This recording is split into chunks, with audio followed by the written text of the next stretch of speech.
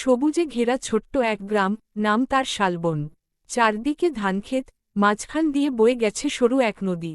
এই গ্রামেই থাকত একটি ছেলে, নাম রাফি। শহরে বড় হলেও তার মন পড়ে থাকত এই গ্রামেই, কারণ এখানে ছিল তার শৈশবের স্মৃতি। রাফি ছোটবেলায় প্রায়ই দাদুর সাথে গ্রামে আসত।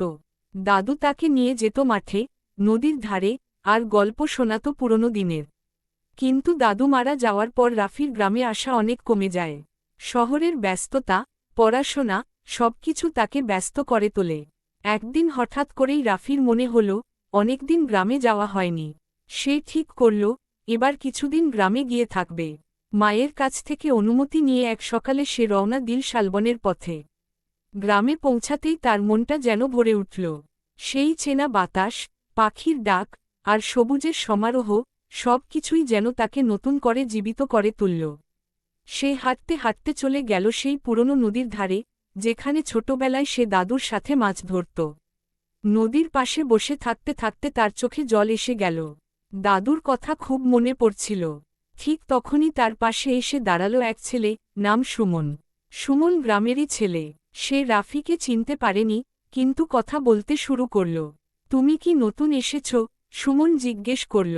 রাফি হেসে বলল, না, আমি ছোটবেলায় এখানে আসতাম। অনেকদিন পর এলাম। দুজনের মধ্যে দ্রুত বন্ধুত্ব হয়ে গেল। সুমন তাকে পুরো গ্রাম ঘুরিয়ে দেখালো, নতুন স্কুল, বাজার, আর সেই পুরনো বটগাছ যেখানে গ্রামের সবাই বিকেলে বসে আড্ডা দেয়। কয়েকদিনের মধ্যেই রাফি গ্রামের জীবনে মিশে গেল।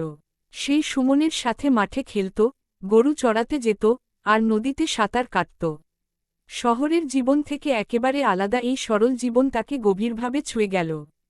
একদিন রাফি লক্ষ্য করল, গ্রামের স্কুলটা খুব খারাপ অবস্থায় আছে। ছাদের কিছু অংশ ভাঙা, বইয়ের অভাব, আর শিশুদের পড়াশোনার সুযোগ খুব কম। বিষয়টা তাকে ভাবিয়ে তুলল। সেই সুমনকে বলল, আমরা কি কিছু করতে পারি স্কুলটার জন্য? সুমন বলল, আমরা চাই, কিন্তু আমাদের তো তেমন কিছু করার ক্ষমতা নেই। রাফি কিছুক্ষণ চুপ করে থাকল, তারপর বলল, আমার শহরে কিছু বন্ধুবান্ধব আছে। আমি চেষ্টা করব কিছু সাহায্য জোগাড় করতে। গ্রামে থাকা অবস্থাতেই রাফি তার বন্ধুদের সাথে যোগাযোগ করল। সবাই মিলে কিছু টাকা জোগাড় করল, পুরনো বই সংগ্রহ করল। কয়েক সপ্তাহের মধ্যে গ্রামের স্কুলে নতুন বই, খাতা, আর কিছু প্রয়োজনীয় জিনিস পৌঁছে গেল। গ্রামের মানুষ খুব খুশি হল। স্কুলের শিক্ষক রাফিকে ধন্যবাদ জানালেন। সুমন তো আনন্দে আত্মহারা। সে বলল, তুমি না এলে হয়তো এটা কখনোই হতো না। রাফি হেসে বলল, এটা আমাদের সবার কাজ। আমি শুধু শুরুটা করেছি। কিছুদিন পর রাফির শহরে ফিরে যাওয়ার সময় হল। কিন্তু এবার তার মনটা ভারী হয়ে গেল। এই কয়েকদিনে গ্রামটা তার কাছে আবার খুব আপন হয়ে উঠেছে। বিদায়ের সময় সুমন বলল, তুমি আবার আসবে তো? রাফি বলল, অবশ্যই আসব। এই গ্রাম তো আমার নিজের।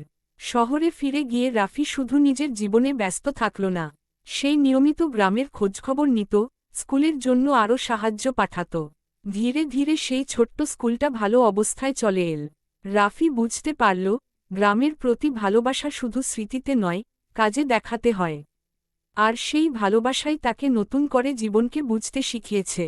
শালবন গ্রাম আবার তার জীবনের এক গুরুত্বপূর্ণ অংশ হয়ে উঠল, যেখানে মাটির গন্ধে, মানুষের সরলতায়, আর ছোট ছোট সুখে লুকিয়ে আছে প্রকৃত আনন্দ।